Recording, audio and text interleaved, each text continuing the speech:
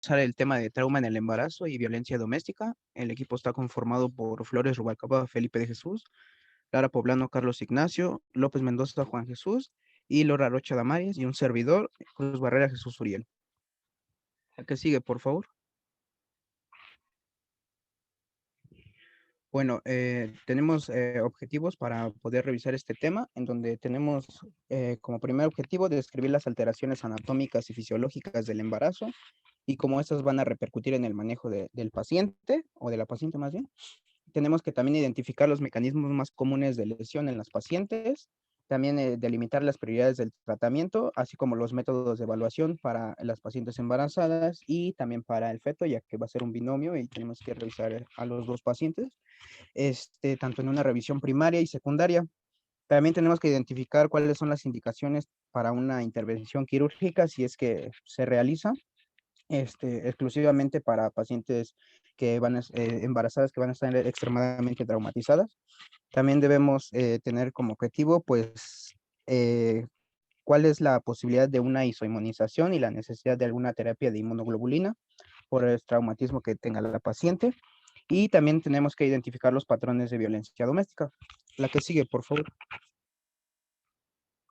Bueno, como introducción, pues tenemos que tener en cuenta que el embarazo va a repercutir en algunos cambios fisiológicos significativos y alteraciones en las relaciones anatómicas que pues van a involucrar casi todos los sistemas del cuerpo. Estos cambios pues van a repercutir en la evaluación de las pacientes, que esto puede generar que haya una alteración de los signos y síntomas producidos por la lesión. Por eso es muy importante revisar estos cambios fisiológicos, bueno, estos cambios tanto fisiológicos como anatómicos. También tenemos que tener en cuenta que el manejo y las respuestas a la reanimación y los resultados de las pruebas diagnósticas también tienen ciertas modificaciones que se van a revisar posteriormente debido a esta modificación en los signos y síntomas por los cambios fisiológicos y anatómicos. Este, También se tiene que tener en cuenta que al atender a una mujer embarazada, pues se tiene que recordar que siempre se van a tratar a los dos pacientes, al binomio, la madre y el feto, y en contraste a esto, o que se tiene que tener un- una prioridad en el manejo que va a ser las mismas para la mujer embarazada que para la no embarazada. O sea, el manejo inicial va a ser conforme lo, lo revisado a una paciente que no esté embarazada. Y se tiene que también determinar que el mejor tratamiento inicial para el feto va a ser la de proveer una correcta reanimación o una óptima reanimación a la madre. Ese va a ser el mejor tratamiento inicial para el feto. También tenemos que tener en cuenta que toda mujer en edad fértil con lesiones significativas la debemos de considerar como una mujer embarazada hasta que se demuestre lo contrario con una prueba definitiva de embarazo o por medio de una ecografía pélvica. También, si se requiere una evaluación radiológica durante la atención de la paciente embarazada, no se debe de obviar debido al embarazo, ya que se van a necesitar ciertos estudios para poder determinar las lesiones que se presenten, ya que los signos y síntomas sugestivos de lesión pueden estar alterados por estos cambios fisiológicos. Y también debemos de notificar a un cirujano o un obstetra, bueno, pedir una interconsulta durante la evaluación inicial. Y si no están disponibles estos servicios, pues considerar un traslado precoz a un centro de trauma que tenga estos servicios. La que sigue, por favor.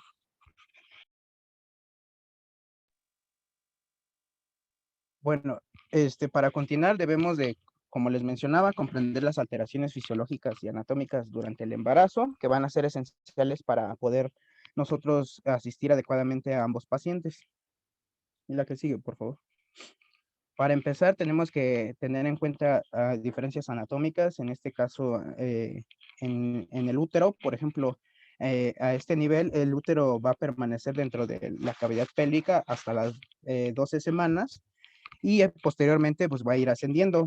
Aproximadamente durante la semana 20 el útero se va a encontrar a nivel de la cicatriz umbilical y ya para la semana 34 a la 36 el útero va a alcanzar el reborde costal. Y también, bueno, tenemos que tener en cuenta que durante las últimas 2 semanas el fondo uterino vuelve a descender, esto debido a que la cabeza del feto se va encajando en la pelvis. La que sigue, por favor. Bueno, también revisando estas modificaciones que se hacen a nivel estructural, tenemos que tener en cuenta que a medida que el útero va creciendo, pues los intestinos se van a ir desplazando para tener una ubicación en la parte superior del abdomen y esto provoca que los intestinos pues se pueden encontrar protegidos ante un traumatismo abdominal cerrado. Mientras que el útero y su contenido pues se van a volver más vulnerables porque va a incrementar de tamaño. Como se puede ver en esta imagen, pues a medida que va incrementando el contenido uterino, los intestinos se van desplazando en la parte superior. También se tiene que tener en cuenta que por esta reubicación de los intestinos, estos son más vulnerables a un trauma penetrante, bueno, a que exista una lesión por medio de un trauma penetrante por esta reubicación que está a nivel superior del abdomen.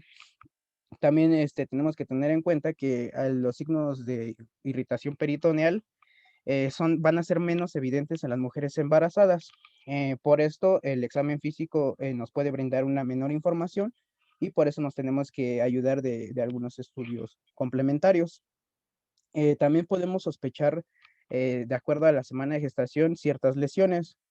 Por ejemplo, aquí como mencionaba la literatura, durante el primer trimestre, pues el útero va a ser una estructura de paredes gruesas y de un tamaño limitado que va a estar confinado a la pelvis ósea.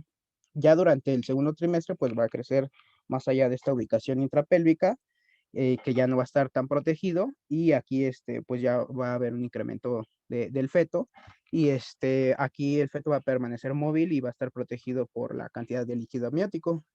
También mencionaba como en la pregunta que nos hacía el cuestionario, que si este trauma hace que el líquido llegue al espacio intravascular materno, nos puede causar una embolia de líquido amniótico o una coagulación intravascular diseminada. Por eso es muy importante también determinar en qué etapa de las semanas de gestación está.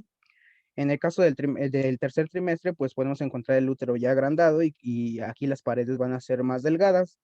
En este caso, si hay una presentación cefálica del feto, la cabeza fetal pues va a estar confinada a la pelvis y el resto del cuerpo va a quedar expuesto. La que sigue, por favor.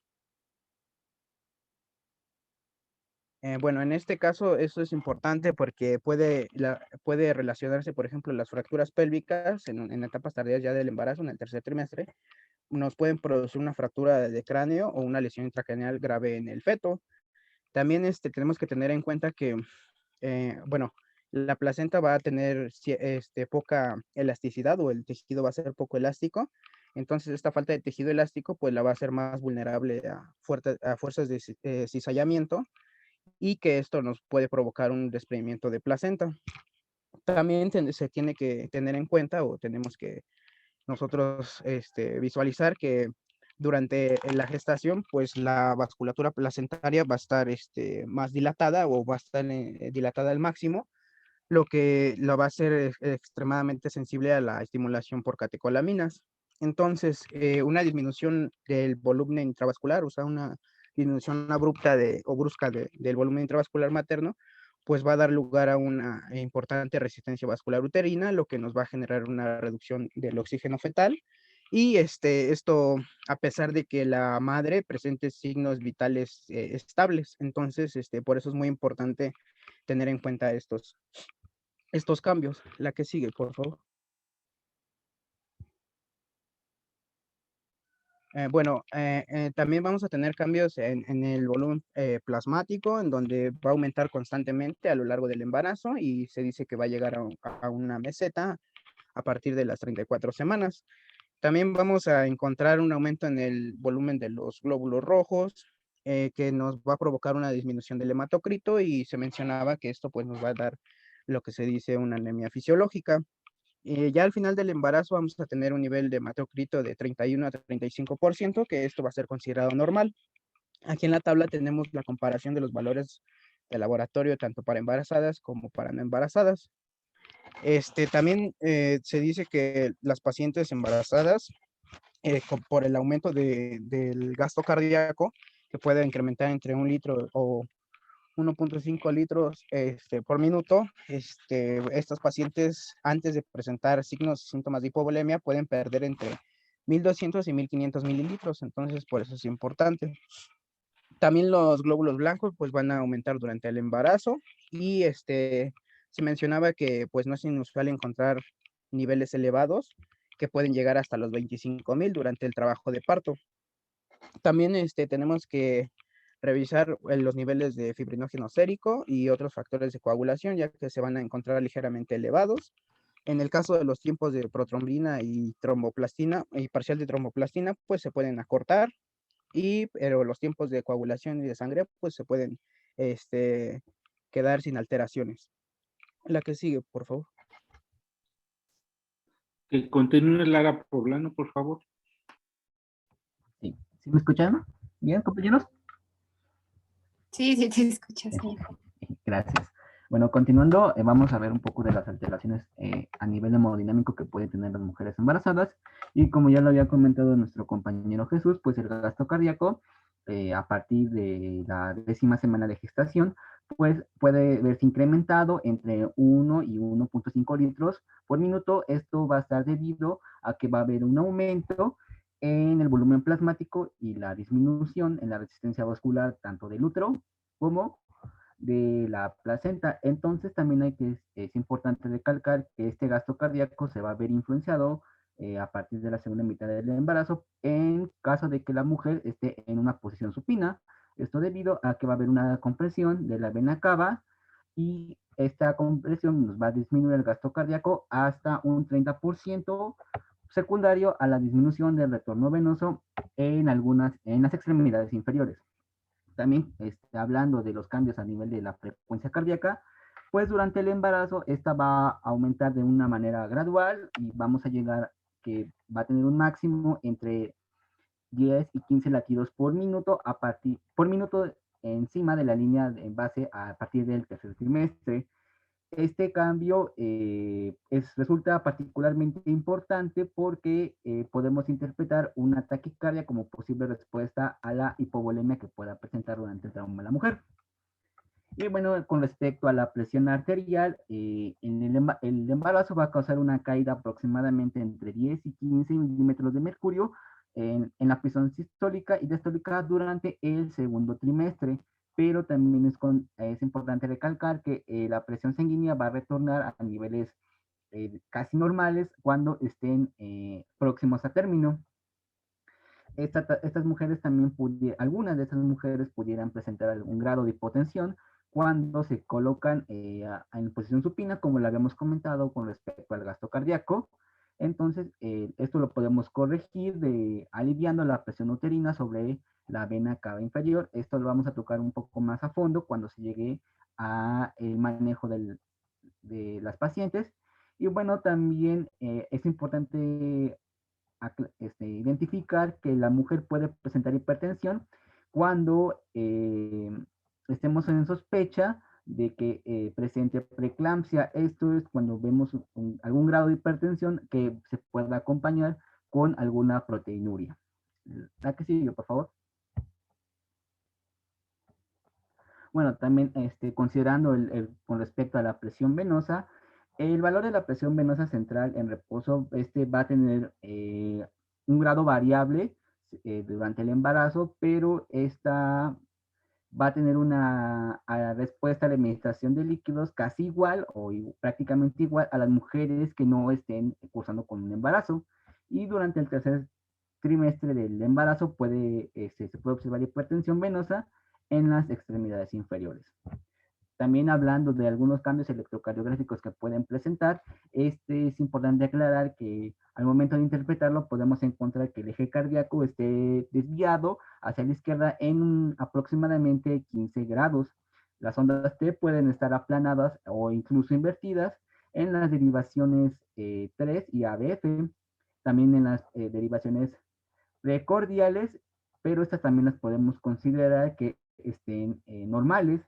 Y bueno, también es importante mencionar que durante el embarazo puede haber presencia de láctidos ectópicos, entonces eso es muy importante identificarlo antes de establecer un diagnóstico. La que sigue, por favor.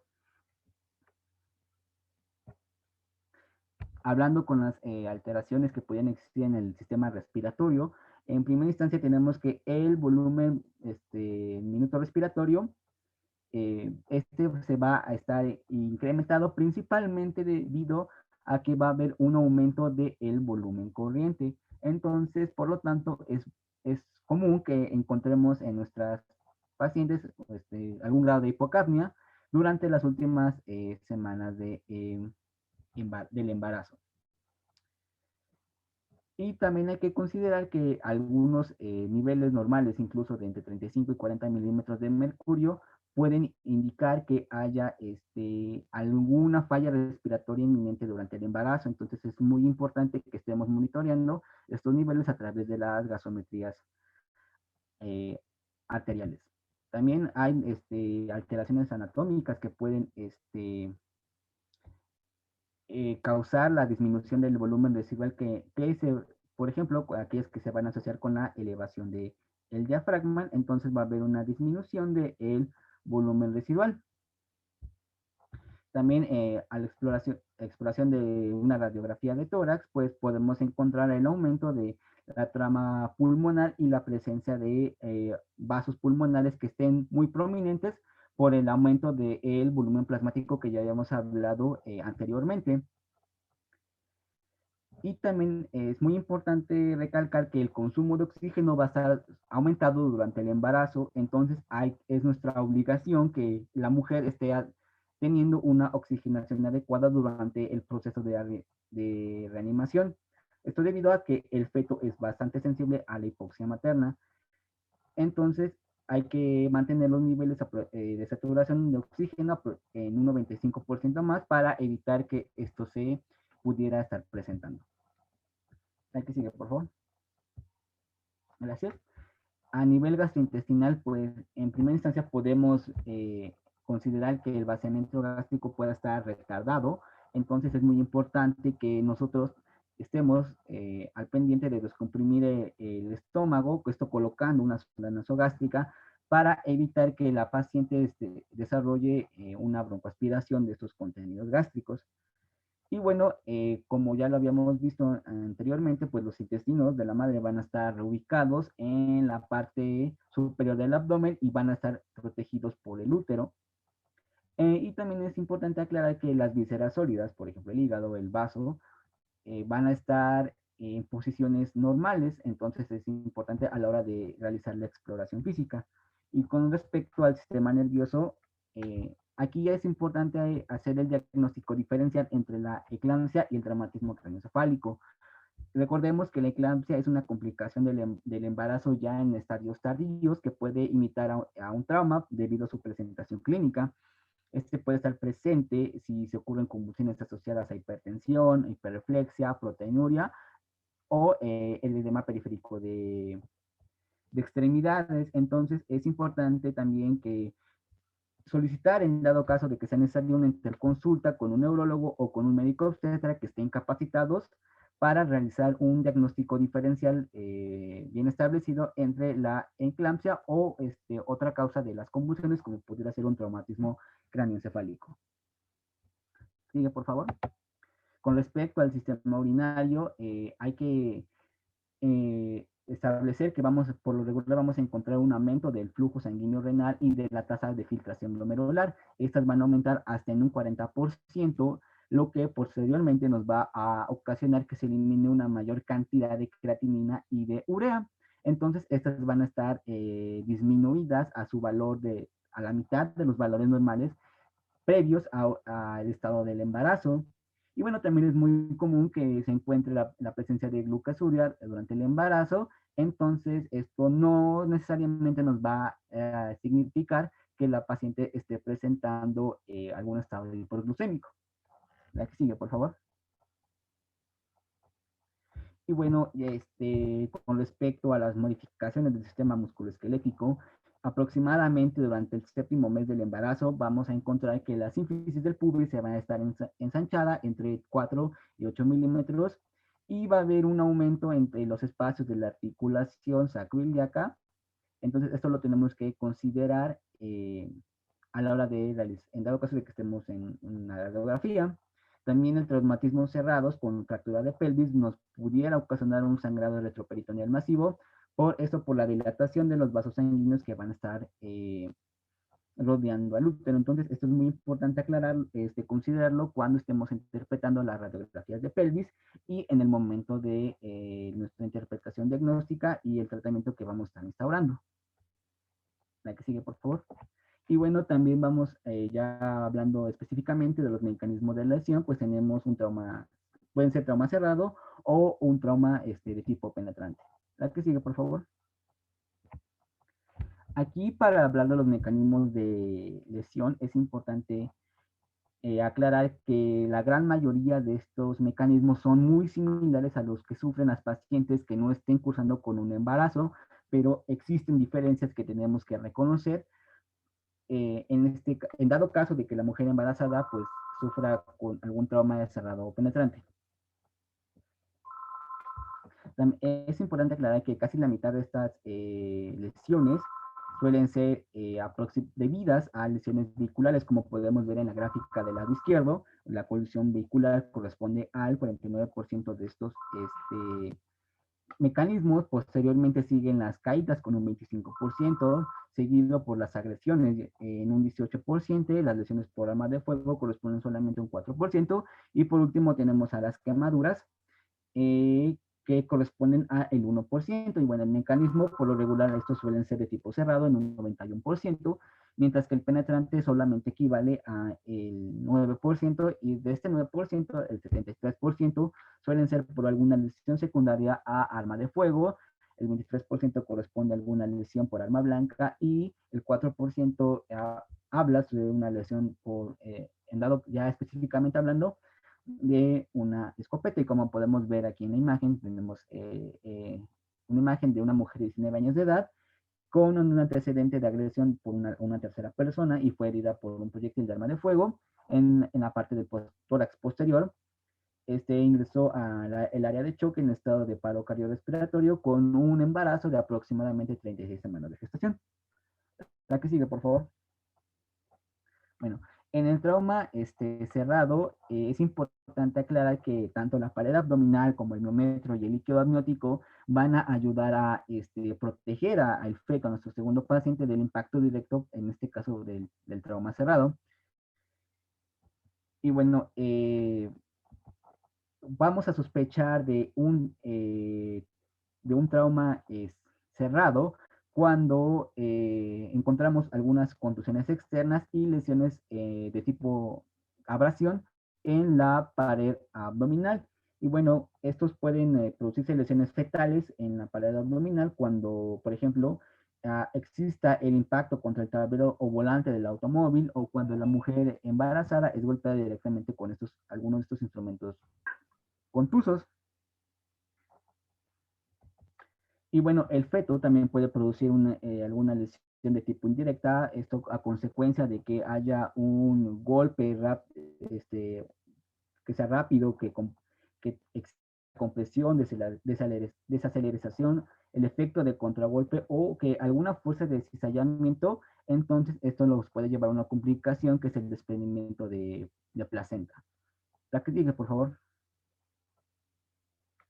Y bueno, también es muy importante hablar específicamente de que cuando se presenta el caso de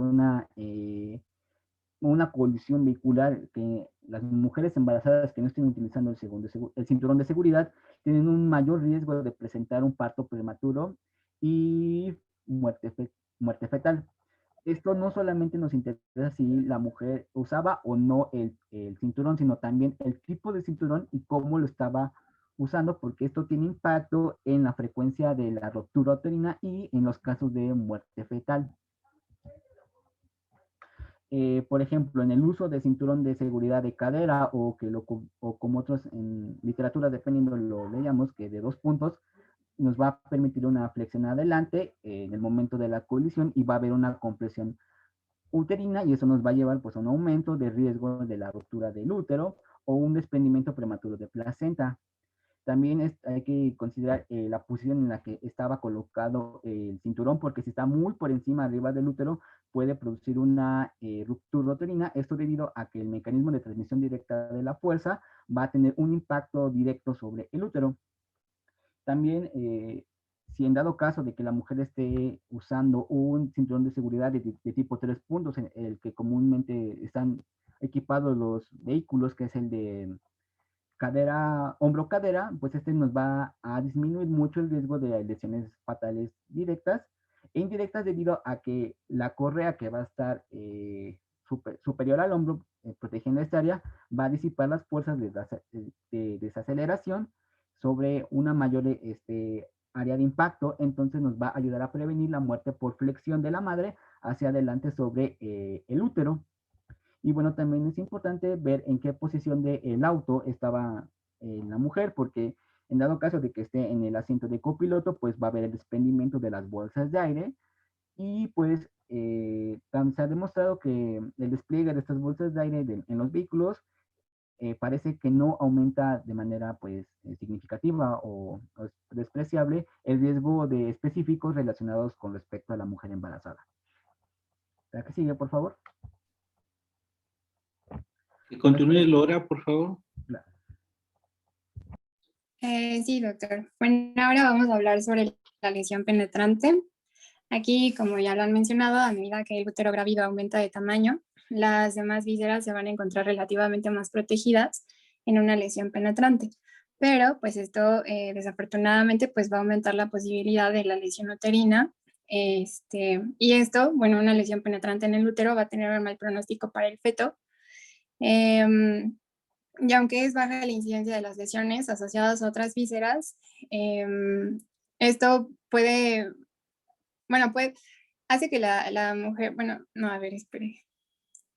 Cuando, cuando tenemos un traumatismo penetrante y no está asociado a otras vísceras, esto va a permitir que la madre evolucione de una manera un poco más satisfactoria, aunque como ya les había mencionado, cuando la lesión afecta directamente al útero, el pronóstico para el feto es malo. La que sigue, por favor. Bien, ahora hablando sobre la gravedad de las lesiones, los métodos del tratamiento van a depender del tipo de lesión y de la gravedad de esta. Todas las pacientes embarazadas con lesiones graves deben ser hospitalizadas en una institución que cuente con los recursos necesarios para la atención del trauma, así como para la atención obstétrica, como ya lo habíamos mencionado. Aquí debemos de observar cuidadosamente a las pacientes embarazadas, incluso si es que tienen lesiones menores, ya que en algunas ocasiones estas también pueden asociarse con un desprendimiento de la placenta y una pérdida fetal. La que sigue, por favor. Bueno, ya para finalizar con el mecanismo de lesión, a modo de resumen, cuando nosotros tenemos una lesión penetrante, esta va a presentar un mayor riesgo de lesión uterina cuando estamos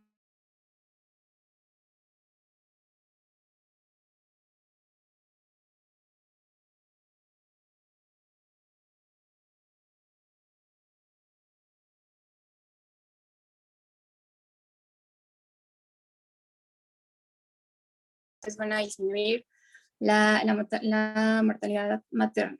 La que sigue, por favor. Bien, ahora vamos a hablar sobre la evaluación y el manejo. Aquí los médicos deben de evaluar y de reanimar a la madre primero y luego evaluar al feto antes de realizar la revisión secundaria. La que sigue, por favor. Bien, vamos a hablar, bueno, comenzar con la revisión primaria y la reanimación. Como todo paciente traumatizado, vamos a asegurar una vía aérea permeable, una ventilación y oxigenación adecuada y un volumen circulatorio efectivo. En caso de que la paciente requiera apoyo ventilatorio, es apropiado intubar con las mismas indicaciones que para un paciente, cualquier otro paciente. Y aquí lo que debemos de tener en consideración es que el nivel apropiado de la presión parcial de dióxido de carbono es menor. Entonces debemos de asegurar que se siga manteniendo esta hipocapnia en la paciente embarazada. También, como ya lo habían mencionado, la compresión uterina de la vena cava inferior puede reducir el retorno venoso del corazón y esto pues va a disminuir el gasto cardíaco y por lo tanto nos va a agravar el estado de choque. Entonces lo que hay que hacer es movilizar a la madre, pero lo voy a mencionar en la siguiente diapositiva. También debido al aumento en el volumen intravascular, estas pacientes, como ya lo habían mencionado, pueden perder hasta 1.500 mililitros de sangre antes de que manifiesten datos de choque hipovolémico. Por lo tanto, pues el feto puede estar en distrés y la placenta puede estar carente de perfusión vital, mientras que la madre y sus signos vitales parezcan ser estables. Entonces, pues hay que tener cuidado con esto. Para iniciar la reanimación debemos iniciarla con soluciones cristaloides y también con sangre de tipo específico. Recordemos que de las pruebas de laboratorio que están indicadas en la evaluación primaria son la tipificación de la sangre, las pruebas cruzadas, la prueba de embarazo en cualquier mujer que sea, que se encuentre en edad reproductiva, pruebas de coagulación y pruebas toxicológicas. Entonces, una vez que sabemos el tipo de RH, también iniciamos con reanimación con componentes sanguíneos. Aquí el uso de vasopresores va a ser nuestra última opción, ya que si bien pues sí nos van a ayudar a aumentar la presión sanguínea en la madre, estos van a reducir el flujo sanguíneo del útero, entonces pueden provocar hipoxia fetal. Así que de preferencia pues si la paciente está respondiendo bien no hay que utilizarlos y si no pues solo será nuestra última opción.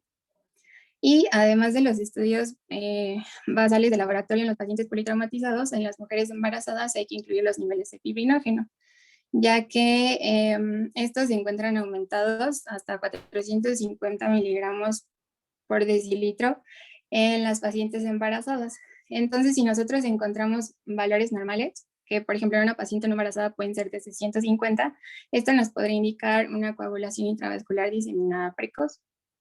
La que sigue, por favor. Bien, como ya lo habían mencionado mis compañeros, conforme aumenta el tamaño del útero, en la posición supina va a comprimir lo que es la vena cava inferior, lo que disminuye el retorno venoso, lo cual pues nos va a disminuir el gasto cardíaco y por último pues esto clínicamente nos va a agravar el estado de choque. La que sigue, por favor. Bueno, ahí en la imagen podemos ver cómo se está comprimiendo la vena cava inferior. Y la que sigue, por favor. Cuando nosotros colocamos a la paciente, no antes. Bueno, solo quería que vieran la imagen que cuando nosotros colocamos a la paciente en decúbito lateral izquierdo, esta compresión de la vena cava inferior se elimina. La que sigue, por favor. Entonces, ¿qué es lo que tenemos que hacer en las pacientes embarazadas? Hay que desplazarlas manualmente. Bueno, podemos desplazar manualmente solamente el útero hacia el lado izquierdo para liberar la presión sobre la vena cava inferior, pero si nosotros sospechamos de una lesión en la columna cervical y en la columna vertebral, lo vamos a realizar también la rotación en bloque, como ya lo habíamos visto. Vamos a girar levemente hacia la izquierda, unos de 15 a 30 grados, es decir, vamos a elevar el lado derecho de 10 a 15 centímetros y la vamos a acuñar en esta posición, manteniendo así la inmovilización de la columna y con esto pues también descomprimimos la vena cava inferior. Esta maniobra se hace a partir de la segunda mitad del embarazo o la semana 20 de gestación. La que sigue, por favor. Bueno, ahora vamos a hablar sobre el examen abdominal. Para valorar el bienestar fetal, debemos de realizar este examen abdominal, ya que nos va a permitir identificar rápidamente lesiones graves. Aquí es importante mencionar que la causa principal de muerte fetal es el choque y la muerte de la madre.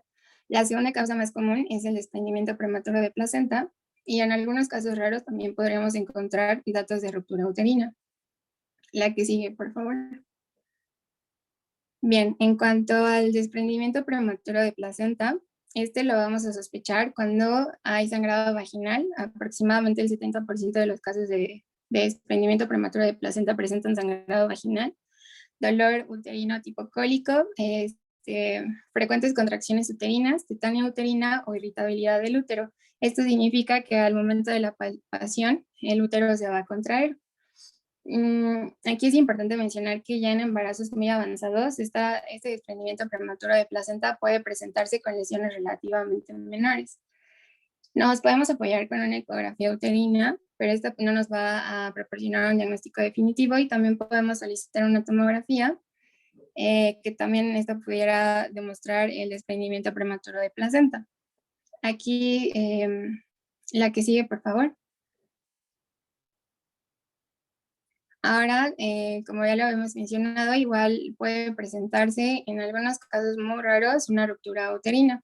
Esta la vamos a sospechar cuando hay presencia también de dolor abdominal, cuando hay defensa muscular, rigidez o dolor de rebote, y particularmente cuando la mujer se encuentra en un choque profundo. Aquí, como ya lo habían mencionado, frecuentemente los signos peritoneales son difíciles de evaluar en una mujer embarazada en las últimas semanas debido a la expansión y el adelgazamiento de la musculatura de la pared abdominal. Podemos encontrar otros hallazgos que son anormales, como una posición fetal normal, es decir, que sea oblicua o transversa, que nosotros podamos palpar fácilmente las estructuras del feto debido a su ubicación extrauterina, o que seamos incapaces de palpar el fondo uterino cuando ocurre una ruptura del fondo. La que sigue, por favor. Nos podemos apoyar de evidencia radiológica. Esto va a incluir observar las extremidades del feto extendidas, una posición anormal del feto y aire libre intraperitoneal. Aquí la imagen muestra una tomografía de un abdomen tras la ruptura uterina, donde la flechita nos señala el útero vacío, y bueno, la letra F, todo lo que corresponde al feto. A veces no va a ser posible detectar esta ruptura uterina con estudios de imagen, y va a ser necesario realizar una exploración quirúrgica para poder diagnosticarla. La que sigue, por favor. Bien, tanto el desprendimiento prematuro de la placenta y la ruptura uterina, en la mayoría de los casos la paciente va a referir dolor o cólico abdominal y puede acompañarse con signos de hipovolemia. Aquí debemos de monitorizar el bienestar fetal mediante, bueno, cuando hablamos de las aproximadamente a la 10ª semana de gestación, la frecuencia cardíaca fetal la podemos evaluar con un ecógrafo Doppler. Ya a partir de la semana 20-24 podemos utilizar un registro tococardiográfico. Aquí, bueno, cuando la paciente no tiene factores de riesgo, el monitoreo se debe de realizar debe ser continuo durante 6 horas, y cuando tenemos factores de riesgo, este monitoreo debe durar por lo menos 24 horas. ¿Cuáles son los factores de riesgo? Son que la frecuencia cardíaca materna sea mayor a 110 latidos por minuto, que la frecuencia cardíaca fetal sea mayor a 160 o menor a 120 latidos por minuto, que tenga un índice de severidad de la lesión mayor a 9, que haya evidencia del desprendimiento prematuro de placenta, y también pues nos vamos vamos a considerar la cinemática del trauma. Vamos a considerar factor de riesgo cuando haya una eyección debido a la colisión vehicular, o que se trate de colisiones en motocicleta o colisiones contra peatones. La que sigue, por favor. Que continúe Flores, por favor. Ok. Sí, Doc. Bueno, vamos a hacer una revisión primaria, como hemos estado viendo. Dentro de la madre, pues es lo primero es ponerla en una posición de cúbito lateral izquierdo antes de realizar cualquier tipo de revisión, ya que, bueno, como ya hemos visto, esta posición libera un poco la presión sobre la vena cava. También es importante, bueno, monitorar el estado hemodinámico de la madre, ya que, como pues, lo hemos comentado, para asegurar el estado de salud del feto, primero es necesario asegurar el estado de salud de la madre. También es importante revisar la oximetría de pulso. El objetivo es tener una saturación por arriba de 95, ya que también, como ya vimos, el feto es muy susceptible a los cambios de oxigenación, y esto nos puede llevar a un sufrimiento fetal. También, como tal, pues es necesario estar monitoreando los gases de la sangre con una gasometría, esto por cuestiones de poder tener una hipocapnia o una hipocapnia normal del embarazo, También es importante que recordar que durante el embarazo vamos a tener niveles bajos de bicarbonato, de glóbulos blancos y también una anemia fisiológica. Bueno, como tal, vamos a revisar también al feto. Debemos de generar una interconsulta obstétrica con un ginecólogo y también tener a la mano un cirujano para cualquier situación que se pueda desencadenar. Es importante saber que, como tal, la examinación del feto va a ser con la frecuencia cardíaca, donde debemos de mantenerla entre 120 y 160. También tenemos que monitorar los ruidos cardíacos fetales. También hay que tener como en cuenta los signos de compensación inminente. Esto pues es una presencia de una frecuencia cardíaca normal, pero también empieza a haber una desaceleración repetida, ausencias de aceleraciones o la variabilidad del latido entre un latido y otro, y la actividad uterina frecuente. La que sigue, por favor. Dentro de la revisión secundaria, pues es importante entender que pues prácticamente es el mismo patrón que se seguiría en una paciente normal.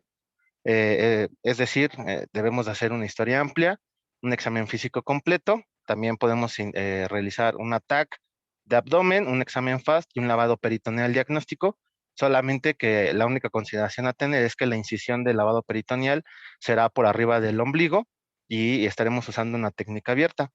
También debemos de tener atención en la presencia de contracciones uterinas que surgieran en el inicio de un trabajo de parto prematuro o de las contracciones tetánicas, lo que nos indicaría un posible desprendimiento prematuro de la placenta. También hay que ver las tomografías que pueden ser usadas en pacientes embarazadas traumatizadas.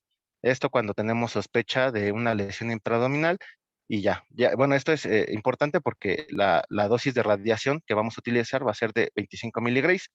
Normalmente debe ser mayor a 50. Esto, bueno, creo que en algún momento algún profesor que era radiólogo tenía como la controversia entre si afectaba a los discos de crecimiento fetales o no. También vamos a tener que hacer una evaluación del perine. Esto de preferencia lo debería de hacer un obstetra, pero bueno, pues si no hay, como ya habíamos comentado, hay que hacer un traslado oportuno.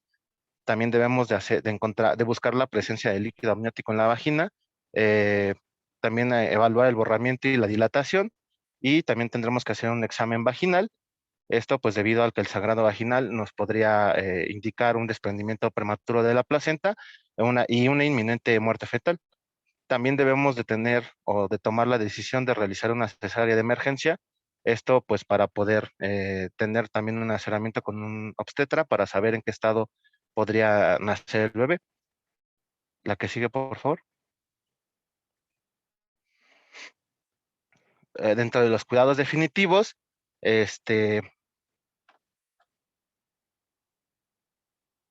como bien ya les había comentado, pues es necesario hacer una interconsulta con un obstetra. Esto pues para evaluar o encontrar un desprendimiento prematuro de placenta o una embolización del líquido amniótico, ya que como vimos, al haber traumatismo de útero, puede este líquido fugarse hacia el espacio intravascular y generar una embolización o una embolización intravascular.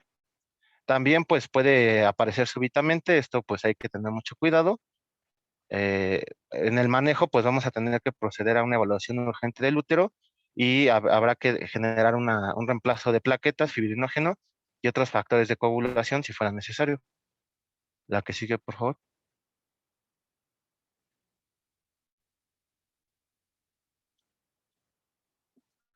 Es importante tener en cuenta que hasta la mínima cantidad de 0.1 mililitros de sangre de RH positivo sensibilizará al 70% de los pacientes con RH negativo, por lo cual es importante realizar la prueba de Kleber-Betke, en donde tendremos en un frotis de sangre materna que nos permitirá detectar eritrocitos fetales en la circulación materna.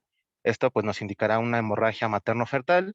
Esta prueba, si sale negativa, pues no nos excluirá la posibilidad de una hemorragia materno-fetal mínima.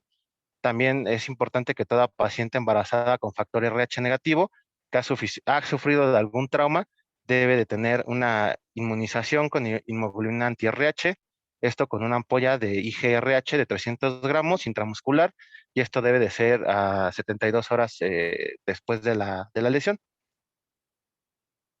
La que sigue, por favor. Como tal, pues vamos a ver los tratamientos que comúnmente están recomendados. También, bueno, pues dentro de las reanimaciones vamos a ver el uso de líquidos intravasculares. Esto pues requiere un poquito, o requiere mayor reposición de los líquidos. Tenemos que evitar la infusión de la dextrosa al 5%. Debemos de administrar oxígeno suplementario, como ya hemos comentado, con el objetivo de tener la saturación materna por arriba de 95, de 95. También la intubación o la inducción de ventilación asistida, pues será las mismas indicaciones que en una paciente normal. La analgesia, pues la usaremos solamente cuando sea requerida, pero hay que informar a la obstetra de las dosis y el horario en el que se puso, esto anticipando el parto. Podemos usar antieméticos, normalmente la metoclopramida de 5 a 10 miligramos, lo podemos utilizar intramuscular. También podríamos utilizar el ondansetron de 4 a 8 miligramos. También podríamos utilizar los antibióticos como con la ceftriaxona, 1 gramo intravascular. Esto si fuera la paciente alérgica a la penicilina, podríamos utilizar opciones como la clindamicina, 600 miligramos. También pues es importante tener en cuenta las transfusiones. Esto también debemos de hacer el uso de la inmunización cuando el RH del feto es negativo. Esto con una inmunoglobulina RH, ya como había comentado, una ampolla de 300 gramos intramuscular. En caso de haber trauma con algún metal, es necesario la vacuna contra el tétanos o la difteria. También pues deberíamos de utilizar antihipertensivos cuando tengamos una presión arterial por arriba de 160 a 110. Podríamos utilizar el abetalol. En caso de convulsiones, podríamos tener sulfato de magnesio. O cuando no tengamos, bueno, es en el caso de que tengamos eclampsia, y cuando no tengamos eclampsia, podríamos utilizar el lorazepam de 1 a 2 miligramos. La que sigue, por favor.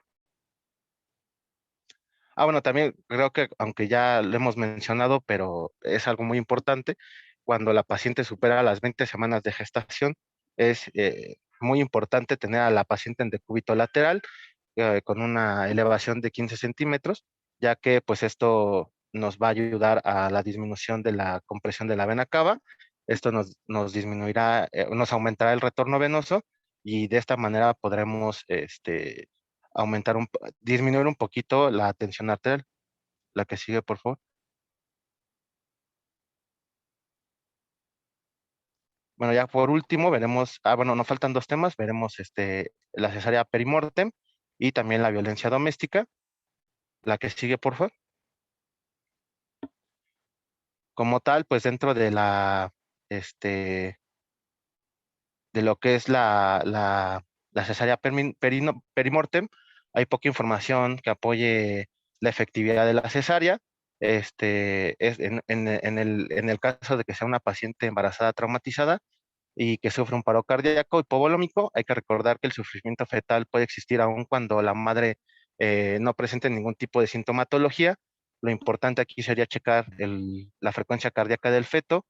Pues también, como tal, la cesárea perimortem podrá llegar a ser exitosa si se realiza dentro de las 4 a 5 minutos posteriores al paro cardíaco. Es necesario recordar que la primera razón por la cual se va a realizar esto será la supervivencia de la madre.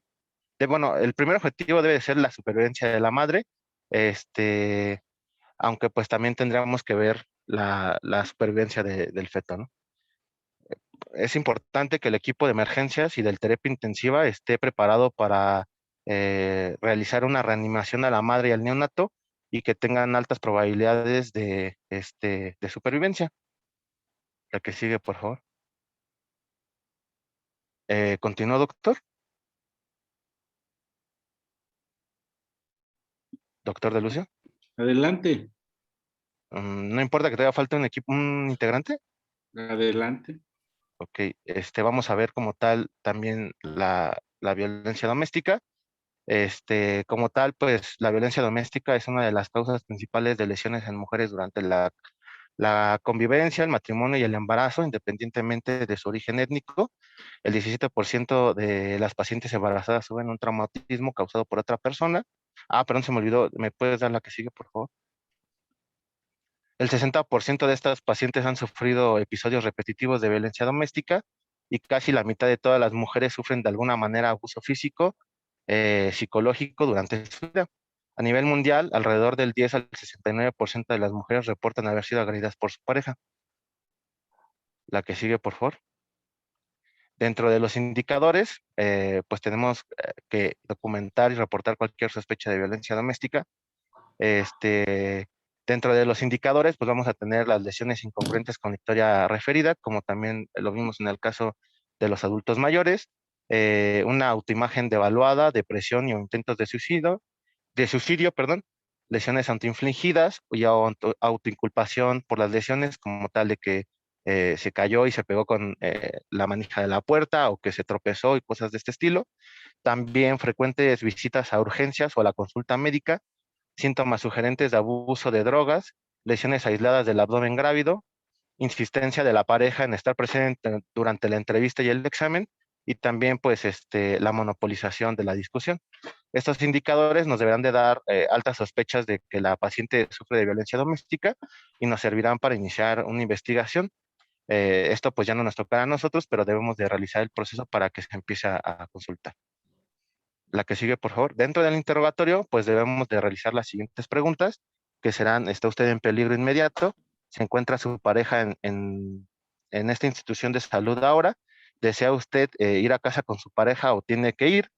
Si también tiene usted un lugar seguro a donde ir, si ha habido alguna amenaza de abuso directo a la paciente o a sus hijos, en caso de tener hijos, si teme que su vida esté en peligro, la violencia ha empeorado o le da más miedo durante estos últimos días, le está sucediendo algo más a menudo con respecto a la violencia física y verbal, si su pareja ha usado armas, alcohol o drogas, también si la pareja alguna vez la ha retenido en contra de su voluntad o a sus niños, si su pareja suele vigilarla o acecharla, también como tal debemos de investigar si alguna vez su pareja la ha amenazado con matarse él mismo, matarla o matarla a sus hijos.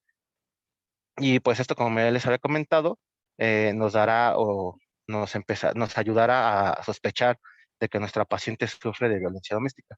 Esto después tendremos que informarlo para que las agencias locales de servicio social o del departamento de salud le den una continuidad.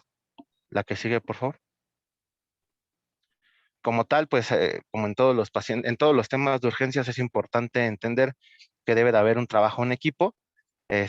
Como tal, las funciones de líder van a ser recordar al equipo de las posibles variaciones tanto anatómicas y fisiológicas en la evaluación y el manejo debido a los cambios sufridos por el embarazo. También hay que notificarlo más pronto sobre en el caso de no estar preparados, eh, esto de notificar a la unidad obstétrica más cercana. Y también como tal, pues el equipo debe de recordar que la misión principal es la reanimación de la madre de manera óptima, ya que pues esto nos ayudará en la reanimación fetal y pues también mantener un alto índice de la sospecha doméstica en caso de encontrar lesiones que no concuerden con la historia. Y pues como tal, creo que esto ya sería todo por nuestra parte. ¿Alguien quiere preguntar algo? ¿Alguien quiere comentar algo?